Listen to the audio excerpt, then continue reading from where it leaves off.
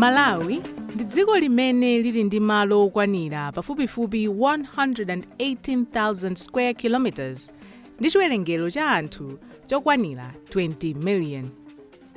Malowa akhala akugwiritsidwa ntchito ndi nzika za dziko lino kwa mibado yochuluka.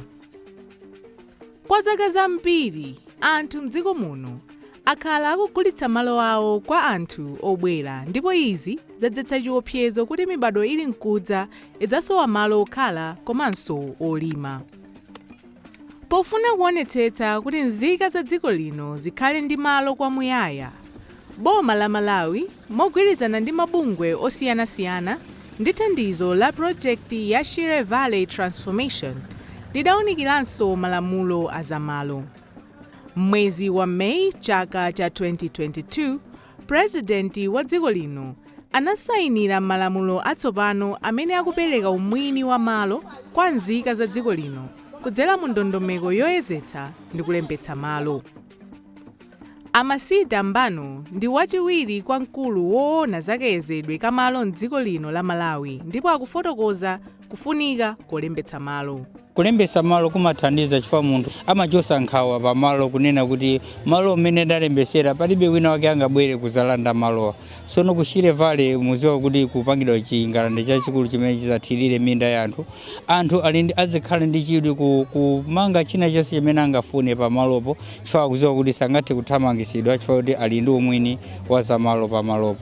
Kuchokera mwezi wa Septemba 2020, konsolo ya boma la Chikwawa yakhala ikuchita kalembera wa malo m'bomali mothandizidwa ndi unduna wa zamalo ndi cholinga choteteza umwini wa malo a anthu m'derali, makamaka omwe adzapindule ndi ntchito ya ulimi wa nthirira kudzera ku projekti ya Shire Valley Transformation.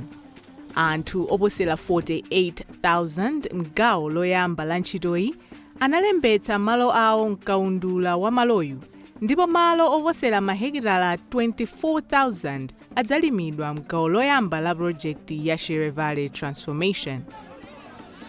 Makomiti okhudzana ndi zamalo anakhazikitsidwa m'madera osiyanasiyana ndi cholinga chakuti adzithandizira kalemberayu molingana ndi malamulo a dziko lino. Mfumu yayikulu Ngabu ndi mmodzi mwa adindo m'chigwa cha mtsinje wa Shire, ndipo akufotokoza ndondomeko yoyezetsa malo. Kuchokera ku boma ambakale kutiphunzitsa mmene tingapange hando nkhani za malo, kuti kodi malo tidzayendesa bwanji kapena kuti kanalo amene akadzabwera zidzakhala bwanji kuti anthu sadzalimbirana, sipadzakhala mapokoso, zimene kudzera mu nduna wa zamalo kudzera mu nduna wa local government zili mkati. Pakadali pano boma lili pakalikiliki wopangitsa misonkhano yokhudzana ndi kalembera wa maloyu kwa anthu a m'gawo lachiwiri la projekti ya Shire Valley Transformation. Ambano akupitiriza kufotokoza za misonkhanoyi. Chachikulu chimene tikupanga ku misonkhano iyi ndikuphunzitsa anthu akumuzi za malamulo amalo, kuti malamulo amalo akunena kuti chani, komanso kuti anthu akumuzi aziwe kuti kodi ubwino wake olembesa malo ndi wotani. Anthu akulandira malamulo bwinobwino, koma vuto limene timakumana nalo ndonena kuti pamakhala anthu kuti auza kale anthu zina zosagwirizana ndi zimene malamulo akunena. Mwina kuyesezera anthu amatha kuwuzana kuti ayi boma lifuna ndikulandeni malo ndi zina zambiri zosiyanasiyana. Ndi tikafika kumalo nthawi zina kwina kumakhala zino ngati zimenezo, koma tikaphunzitsa anthu ndithu mozama, anthu akumamvesesa ndithu, ndipo anthu wonse konse umene tayenda akuchilandira chinthuchi. Nawonso anthu amene akuyembekezeka kudzalembetsa malo awo mkaundula ali ndi chiyembekezo kuti ndondomekoyi idzawapindulira. Adamiano Alan am'mudzi mwa Nkhwangwa kwa mfumu yayikulu Ngabu m'boma la Chikwawa akufotokoza za kufunika kwa malamulo atsopano azamalo. Malamulowa atithandizira kwambiri chifukwa anthu ambiri amagulisa malo mosadziwa umwini wa malo.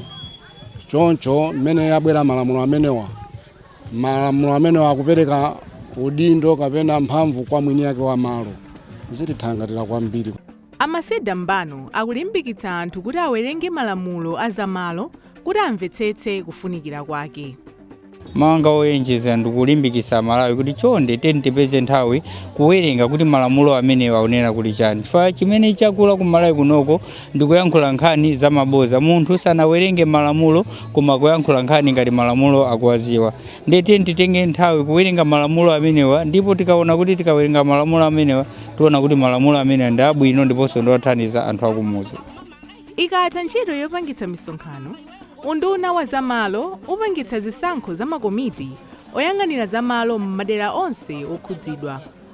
Makomiti amenewa adzathandizira ntchito yoyeza malo kuti alowe mkaundula.